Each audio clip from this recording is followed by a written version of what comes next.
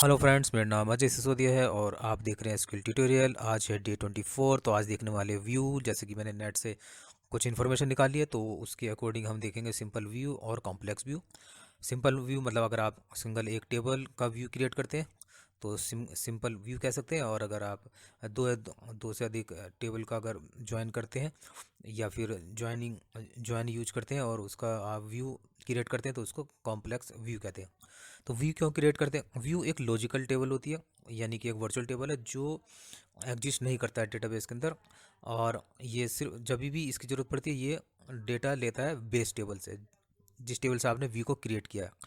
View में हम रो level security लगा सकते हैं, कॉलम लेवल सिक्योरिटी लगा सकते हैं। हम जितना डेटा हम यूजर को शो करना चाहते हैं, मान लीजिए टेबल में पासवर्ड वगैरह भी होते हैं, तो हम जब व्यू क्रिएट करते हैं तो उसमें वही कॉलम हम सेलेक्ट करेंगे, टेबल से लेंगे जो रिक्वायर होगा, ठीक है। पासवर्ड वगैरह को नहीं लेंगे। तो इस तरह से सिक्योरिटी हम लगा सकते हैं वेयर क्लोज का यूज करते हुए। तो यहाँ पर मैंने कुछ एग्जांपल दिए हैं, दो तीन। कुछ डेटाबेसेस में क्या होता है कि जब व्यू को अपडेट करते हैं, उसकी टेबल में कोई ऐड करते हैं एक एक रो, तो वो बेस टेबल में चेंज हो जाता है। और बाकी बेस टेबल में जो चेंज करते हैं वो तो व्यू में होता ही है। और कुछ में स्कीमा में चेंज करते हैं आप। अगर स्कीमा में चेंज करते हैं आप बेस टेबल की, तो आपको व्यू को रिफ़्रेश करना पड़ता है। तो यहाँ हम इतना डीपली नहीं जाने वाले, सिर्फ देखने वाले हैं बेसिक के व्यू को हम कैसे क्रिएट करते हैं और कॉम्प्लेक्स यानी कि ज्वाइन वगैरह यूज करके हम कैसे क्रिएट करते हैं। तो दोस्तों, जो बड़ी से बड़ी जो क्वेरीज होती हैं, उन कॉम्प्लेक्स क्वेरी, तो उनको अगर आप देखें उनका सोल्यूशन क्या होगा, या तो आप नोटपैड पे उसको लिख के रखें और बार बार कॉपी पेस्ट करें, या फिर उसका एक तरीका है कि आप उसको एक बार व्यू क्रिएट कर लें उनमें से, और उसके बाद एक व्यू का छोटा सिंटैक्स होता है उसको आप यूज करें, और ठीक है, तो उसको आप यूज कर सकते हैं। ये होता है व्यू। तो आगे हम देखेंगे और बड़ी कॉम्प्लेक्स क्वेरी के लिए CTE टेबल का यूज होता है, वो हम बाद में देखेंगे। फिलहाल हम व्यू देख रहे हैं। तो इस सिंटैक्स देखिए, यहाँ पर अपडेट भी करना चाहें तो अपडेट भी हम देखेंगे, या व्यू को अपडेट कर सकते हैं, ऑल्टर कर सकते हैं, सब कर सकते हैं। अगर सिंगल व्यू यूज कर रहे हैं तो वहाँ पर देखिए आप, सिंटैक्स क्या होता है, सिंपल क्रिएट व्यू और टेबल नेम होता है व्यू नेम, जिस नाम से व्यू बनाना चाहते हैं। बाकी नीचे की जो लाइन देख रहे हैं आप, वो सारी वही है जो आप अभी तक ट्यूटोरियल में आप करते आ रहे हैं, ठीक है। सेलेक्ट से लेके नीचे तक जितना भी है, मेन होता है क्रिएट व्यू। मैं यहाँ पर देखो, यहाँ दिखाता हूँ एक व्यू का नाम प्रोड ऑर्डर, क्रिएट व्यू प्रोड ऑर्डर। तो हम देखने वाले हैं अब इसमें, हम टेबल व्यू क्रिएट करके देखेंगे। तो और हम ये भी देखेंगे कि व्यू में अगर अपडेट करते हैं तो क्या बेस टेबल अपडेट होगा। तो माई स्क्वेल का मैं यूज कर रहा हूँ तो यहाँ पर तो हो रहा है, बाकी अदर डेटाबेसेस में ऐसा ज़रूरी नहीं है कि ये हो। तो यहाँ पर हम माई स्क्वेल का यूज करें तो यहाँ देखिए, क्रिएट व्यू और व्यू नेम, उसके बाद एज, और लास्ट में आप देख रहे हैं सेलेक्ट। ये वही सिंटैक्स है जो अभी तक आप करते आ रहे हैं, कुछ नया नहीं है। सिर्फ एक टॉप का जो सिंटैक्स है वो नया है, ठीक है। क्रिएट व्यू, जैसे कि आप क्रिएट टेबल करते हैं, क्रिएट डेटाबेस करते हैं, ऐसी क्रिएट व्यू। फिर एज कीवर्ड का यूज करेंगे, उसके बाद लगाएंगे सेलेक्ट। जैसे मैंने लिया यहाँ पर सेलेक्ट, चलिए मैं यहाँ शुरू कर लेता हूँ और यहाँ दिखाता हूँ। मैंने लिखा सेलेक्ट स्टार फ्रॉम प्रोडक्ट्स, ये मेरी प्रोडक्ट्स टेबल है। तो मैं नहीं चाहता कि इस टेबल में यूजर को सारी चीज़ दिखाई जाए, सारे कॉलम्स। तो मैं चाहता हूँ कि इसमें कुछ सेलेक्टेड, अभी मैंने एग्जाम्पल के लिए वो बनाऊंगा व्यू जिसमें सब हो, ठीक है। तो हम इस तरह सिक्योरिटी लगा सकते हैं। यहाँ मैंने लिखा क्रिएट व्यू, और व्यू का नाम मैं ले लेता हूँ प्रोड व्यू, ठीक है। तो आप सिमिलर नेम ले सकते हैं। और एज के बाद मैंने सेलेक्ट स्टार फ्रॉम प्रोडक्ट्स, तो प्रोडक्ट टेबल से मैंने व्यू को मैं यहाँ पर क्रिएट कर रहा हूँ। तो देखिए यहाँ पर सिंटैक्स लिखूँगा, एंटर करूँगा, क्रिएट व्यू, और उसके बाद ये व्यू का नाम और एज, उसके बाद सिंपल वही की सेलेक्ट स्टार फ्रॉम प्रोडक्ट्स। तो प्रोडक्ट से सारा आप डेटा सब कुछ ले रहे हैं, उसको लेकर आप व्यू में व्यू क्रिएट करें। तो व्यू कुछ नहीं, एक लॉजिकल टेबल होती है, वो कहीं भी फिजिकली एग्जिस्ट नहीं करती है। जब भी उसकी ज़रूरत पड़ती है आपको रन कराने की, तो वो बेस टेबल से, देखिए यहाँ पे मैंने ड्रॉप कर दिया है, ये ऑलरेडी दिखा रहा था, मैंने ड्रॉप कर दिया, दोबारा से मैंने क्रिएट किया तो ये क्रिएट हो गया। चलिए सेलेक्ट कर लेते हैं, बस आपको इतना लिखना है, सेलेक्ट स्टार फ्रॉम प्रोड व्यू, व्यू का नाम। तो आपको ये वो टेबल दिखा रहा है जो आपने व्यू क्रिएट किया है, ठीक है।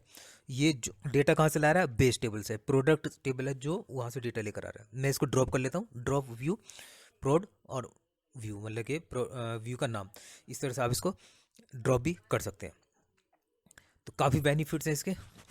जिस तरह से आप बड़ी से बड़ी क्वेरी है आपको बार बार ना लिखना पड़े, तो आप इस तरह से एक बार आप यूज करेंगे अब देखिए मैं यहाँ पर कुछ दिखाने वाला हूँ। मैं इसको क्रिएट व्यू, मैं अब कुछ मैं सिक्योरिटी पर्पज़ के लिए क्या करना चाहता हूँ, मुझे एक दो कॉलम लेना चाहता हूँ यहाँ पर। तो मैंने लिखा create view, view name as select. अब स्टार को मैं हटा दूंगा, ठीक है। व्यू के बाद आपका आ गया व्यू का नाम, और यहाँ पर मैं स्टार की जगह जैसे नॉर्मल टेबल में करते थे, मैं दो लेना चाहता हूँ इसमें कॉलम। व्यू बनाना चाहता हूँ ऐसा जिसमें दो ही कॉलम हो, ठीक है। तो ये मान लीजिए तीन हो, यानी पासवर्ड वगैरह, अगर आप यूजर्स का डेटा लाएंगे वहाँ पासवर्ड वगैरह हो, इन्फॉर्मेशन होती है कुछ सेंसिटिव, तो वो आप इसमें नहीं करेंगे सेव। तो ये इसका बेनिफिट होता है। सेलेक्ट स्टार फ्रॉम और प्रोड व्यू।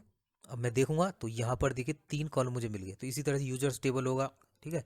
तो वहाँ पर अगर आप पासवर्ड वगैरह नहीं शो करना चाहते तो आप एक व्यू क्रिएट कर सकते हैं, और बड़ी से बड़ी जो कॉम्प्लेक्स क्वेरी है उसको बार बार ना लिखना पड़े, और या तो नोटपैड में सेव कीजिए, तो उसमें भी काफ़ी टाइम लग जाता है। तो अब आप सिर्फ एक बार व्यू बनाना, उसके बाद आप छोटा सा सिंटैक्स लिखना, सेलेक्ट स्टार और उसके बाद फ्रॉम व्यू का नेम। तो मैंने यहाँ पर एक लाइन में इसलिए लिखी थी, अगर मैं कॉपी पेस्ट कर रहा हूँ वहाँ पर तो काफ़ी स्पेस ले रहा है, तो क्वेरी जो है थोड़ा सा वहाँ पे मिस्टेक दिखा रहा है, तो मैं इसमें एक लाइन में लिख लूँगा। तुम अब हम यहाँ क्या करके देख लेते हैं, यहाँ पर हमने ये करके देख लिया, ठीक है। ये कंप्लीट हो गया हमारा, हमने सेलेक्टेड जो फील्ड से वो ले लिया। मैं यहाँ पर एक वेयर क्लोज लगा के दिखा रहा हूँ, एक सिक्योरिटी लगा रहा हूँ। तो मैं यहाँ पर वही करूँगा जो price less than equal to 2000 हो।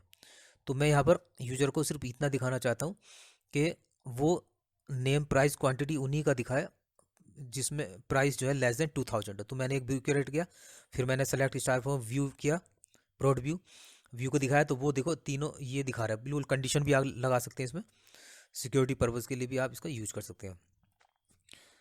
उसके बाद ये कंप्लीट हुआ। अब मैं यहाँ पर देखना चाहता हूँ कि मैं अगर व्यू में अपडेट करूँगा तो क्या बेस टेबल में अपडेट होगा। मैं यहाँ पर माई एसक्यूएल यूज कर रहा हूँ, तो अलग अलग डेटाबेस में अलग होता है। शायद मैंने अभी यूज नहीं किया ओरेकल और एसक्यूएल सर्वर, तो वहाँ ऐसा नहीं भी हो सकता है, ठीक है। चलिए मैं यहाँ पर क्वेरी को एक लाइन में इसलिए लिख रहा हूँ कि वहाँ कॉपी पेस्ट का यूज कर रहा हूँ मैं, तो लिनक्स में वहाँ पर थोड़ा स्पेसिंग ज़्यादा आ जाती है। तो मैंने इसको कॉपी पेस्ट किया, तो देखिए ये हो गया हमारा। फिर से मैंने फ्रॉम प्रोडक्ट, मैंने क्या किया, फ्रॉम प्रोडक्ट, इस तरह से व्यू मैंने दिखाया। फिर आपको मैंने क्या, सेलेक्ट स्टार फ्रॉम प्रोडक्ट। तो ये हो गया हमारा, आप देख पा रहे हैं यहाँ पर। अब ये मुझे क्या दिखा रहा है,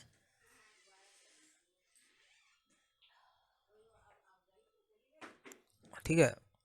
सेलेक्ट स्टार फ्रॉम प्रोड व्यू मैंने यहाँ पर लिखा, ठीक है। अभी तो मैंने पूरा फिर से वही दिखा दिया था। अब मैं इसको हटा देता हूँ, अब स्टार लगा देता हूँ।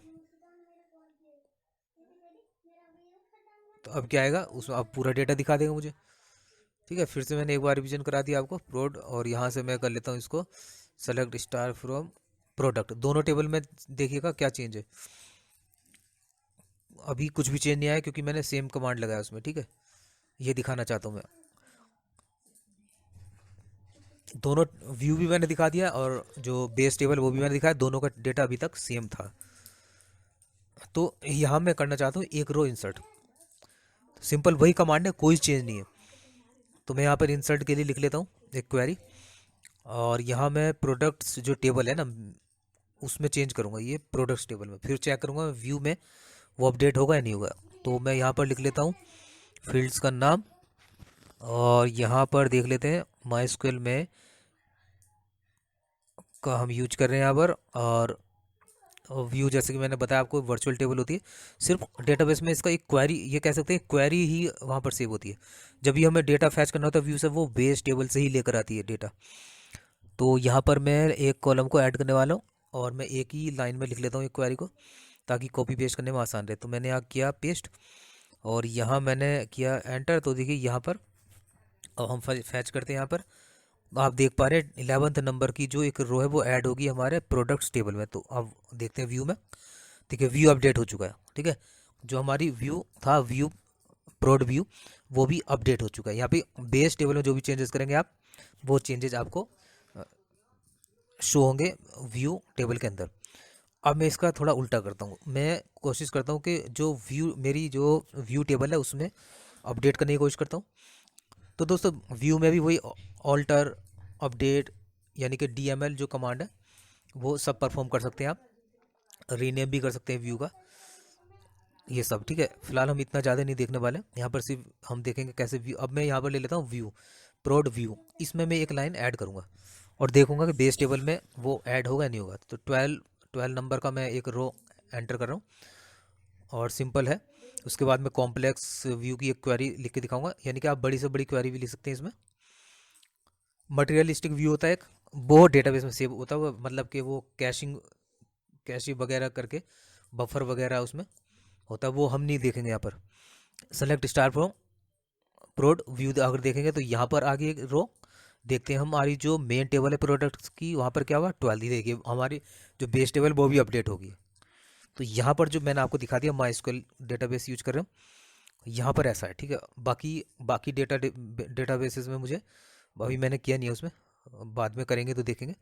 मुझे यहाँ पर अपडेट चाहिए 4th नंबर का, तो 4th नंबर की रो को मैं अपडेट करके देख लेता हूँ। आई थिंक व्यू के बारे में अब आप समझ गए होंगे। तो बड़ी से बड़ी जो क्वेरी होती है जब लिखनी पड़ती है, उससे हम एक बार जब व्यू क्रिएट कर लेते हैं उसके बाद हमें सिर्फ सेलेक्ट का यूज करना पड़ता है।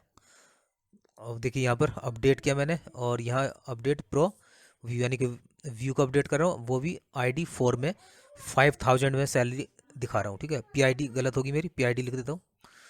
ये अपडेटेड होगी है। अब देखेंगे 4th नंबर पर 5000 आ गया, बिल्कुल ये रो हमारी अपडेट होगी व्यू के अंदर। तो देखेंगे क्या ये हमारी बेस टेबल में हुआ। देखिए बेस टेबल भी इसने अपडेट कर दी है। तो यहाँ तो माई में आप देखेंगे तो इस तरह से चल रहा है ठीक है। और यहाँ पर अब मैं आपको दिखा देता हूँ, ज्वाइन वगैरह आप यूज कर सकते हैं। ठीक है, सिंगल व्यू आप जो यूज कर रहे हैं वहाँ पर आपने ग्रुप वगैरह और नहीं यूज कर सकते, और जो एग्रीगेट फंक्शंस हैं और आपके यूनियन ऑल वगैरह हैं या वो बताया था मैंने। चलिए अब देख लेते हैं यहाँ पर कॉम्प्लेक्स क्रिएट व्यू प्रोड। सिंटैक्स वही है, व्यू का नाम और उसके बाद एज, और पूरा का पूरा जो आपने ज्वाइनिंग की थी ना, आपने ज्वाइन, मैं यहाँ पर इनर ज्वाइन यूज कर रहा हूँ बिल्कुल। तो आप इसमें इनर ज्वाइनिंग यूज कर सकते हैं। और मान लीजिए दो से ज़्यादा टेबल हो तो आप उस सबका एक व्यू क्रिएट कर सकते हो। तो इतनी बड़ी कॉम्प्लेक्स क्वेरी को बार बार लिखने से आप बच जाते हैं और सिक्योरिटी भी आपको मिल जाती है ठीक है। तो मैंने सिंपल सी क्वेरी लिखी, बस आपको एक लाइन यहाँ पर चेक करना है, क्रिएट व्यू, व्यू नेम और कीवर्ड एज, इतना ऐड करना है। बाकी सब वही क्वेरी है जो आप लिखते आ रहे हैं। तो मैंने इसको एक ज्वाइन लगाया। तो यहाँ पर देखिए अननोन बता रहा है, मैं इसको सही कर लेता हूँ, कॉलम नेम। तो आई थिंक आपको व्यू समझ में आ गया हो। उसके बाद CTE टेबल देखेंगे हम बाद में ठीक है। और बड़ी से बड़ी क्वेरी जब होती है तो उसके बाद CTE टेबल हमारे काम आती है, मतलब CTE से हम करते हैं विद कीवर्ड के साथ, वो हम आगे देखेंगे। मैं यहाँ फील्ड नेम सही कर लेता हूँ थोड़ा। एनालिसिस यूज कर लिया मैंने P और O। तो एक प्रोडक्ट्स टेबल है और एक ऑर्डर्स टेबल है, दोनों में मैंने ज्वाइन लगा रखा है। तो यहाँ पर दोनों से डेटा में ऑर्डर से ऑर्डर डेट निकालना और प्रोडक्ट से नेम और प्राइस। तो देखिए इसी तरह से आप कोई, अगर आपके पास ऐसी टेबल्स है जिसमें सिक्योरिटी वाइज आपको चाहिए, पासवर्ड वगैरह नहीं चाहिए, काफ़ी मैंने बार बार बताया वो, तो व्यू से आप इतनी ही कॉलम सेलेक्ट कीजिए जितनी रिक्वायरमेंट है। तो देखिए यहाँ पर मैंने यहाँ पर PID लगाना है मुझे, ये गलत हो गया। PID है दोनों टेबल में, जो सेम है दोनों टेबल में है। यहाँ मैंने अब मुझे सिर्फ इतना लिखना होगा। देखिए यहाँ देख सकते हैं ऑर्डर डेट है, मैं प्रोडक्ट टेबल में दिखाऊंगा। तो प्रोडक्ट्स में ये दो है ठीक है, ये दोनों। अब मैं अपना व्यू क्रिएट करता हूँ, तो ये क्रिएट हो गया मेरा व्यू। और इसको अब सिर्फ इतनी बड़ी बार बार क्वेरी आपको लिखनी नहीं पड़ेगी, आपको सिर्फ लिखना है सेलेक्ट और स्टार फ्रॉम और ये व्यू का नाम लिख दीजिए जो आपने बनाया है। सिर्फ बार बार बाद में व्यू को आप ड्रॉप भी कर सकते हैं। तो आप देख सकते हैं इस तरह से व्यू कैसे क्रिएट किया। कॉम्प्लेक्स भी व्यू भी देखा हमने। तो बड़े से बड़ी क्वेरी को आप लिखेंगे तो बार बार उसको लिखना ना पड़े, व्यू क्रिएट कर सकते हैं सिक्योरिटी पर्पज से भी। दोस्तों thank you very much, have a nice day. और वीडियो को लाइक शेयर सब्सक्राइब करना ना भूलें, इस तरह के वीडियोस में लाता रहता हूँ। तो बाद में कभी देखेंगे मटेरियलाइज्ड व्यू के बारे में भी, और वो फिजिकली सेव होता है लेकिन वो बफर और कैशे वगैरह हो जाता है। तो यहाँ पर देखिए यहाँ मैंने